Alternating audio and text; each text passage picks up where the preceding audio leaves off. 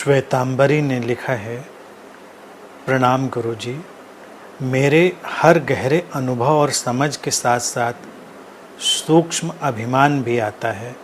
मुझे लगता है कि मैं ये बात समझ रही हूँ और मेरे आसपास के लोग इसे नहीं समझ रहे हैं। ऐसा क्यों है?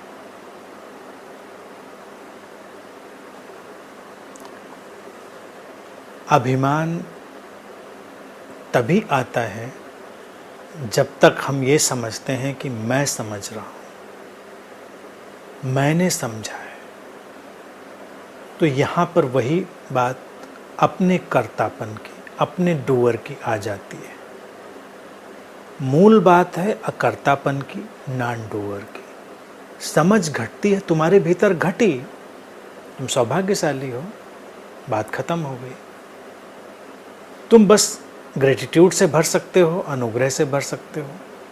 इससे आगे किसी बात की जरूरत नहीं।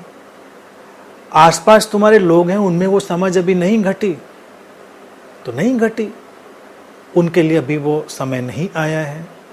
अस्तित्व ने अभी उनके अंदर उस तरह का प्रोसेस नहीं स्टार्ट किया है, नहीं प्रक्रिया प्रारंभ करी है उस तरीके की समझ घटे। ये भिन्नता है, इसमें कोई भी तुलना नहीं है। पुरानी आदतों के चलते हुए व्यक्ति तुलना में जाता है और तुलना अभी गई नहीं है। इसी से पता चलता है कि अभी समझ पूरी तरह नहीं आई है।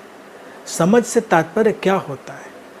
पहले समझ तो मौलिक फंडामेंटल समझ, और मौलिक समझ फंडामेंटल अंडरस्टैंडिंग यही है कि तुम करने वाले नहीं हो। सब घटता है, समझ भी घटती है। कब घटती है, कैसे घटती है, ये भी वो विराट, वो समग्रता, परमात्मा, वो स्रोत वही तय करता है।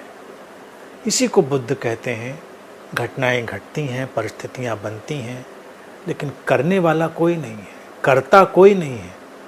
तो ये तो मौलिक समझ है और आधारभूत समझ है। और जब ये आती है तो तुम दूसरों की तरफ देखकर बस ये जानते हो कि वहाँ ऐसा नहीं हुआ है। तुलना की कोई ज़रूरत नहीं। तुलना हमेशा नासमझी से आती है और तुलना के पीछे कर्तापन का ही भाव छुपा हुआ है, डूअर का ही। इसीलिए जब व्यक्ति कुछ उपलब्ध करता है तो उपलब्धि का अहंकार उसको पकड़ता है। उससे कुछ छूट जाता है या कुछ गलत हो जाए तो गलत करने का अपराध बोध पकड़ता है। वो इसीलिए पकड़ता है क्योंकि उसको लगता है मैंने किया।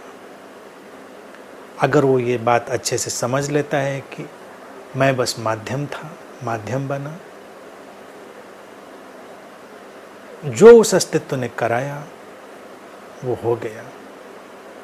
पूरी गीता में भगवान कृष्ण यही बात अर्जुन को समझाते हैं, अकर्तापन की।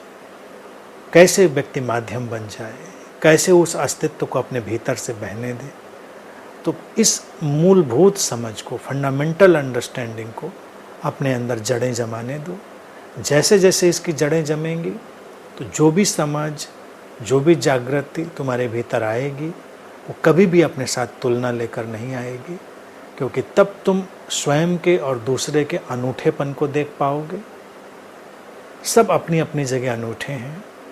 वो इसलिए ही ऐसे हैं क्योंकि पूरे अस्तित्व ने इस समय उनको ऐसा ही चुना है। उस क्षण फिर किसी अभिमान की जगह नहीं रह जाती, कोई गुंजाइश नहीं रह जाती।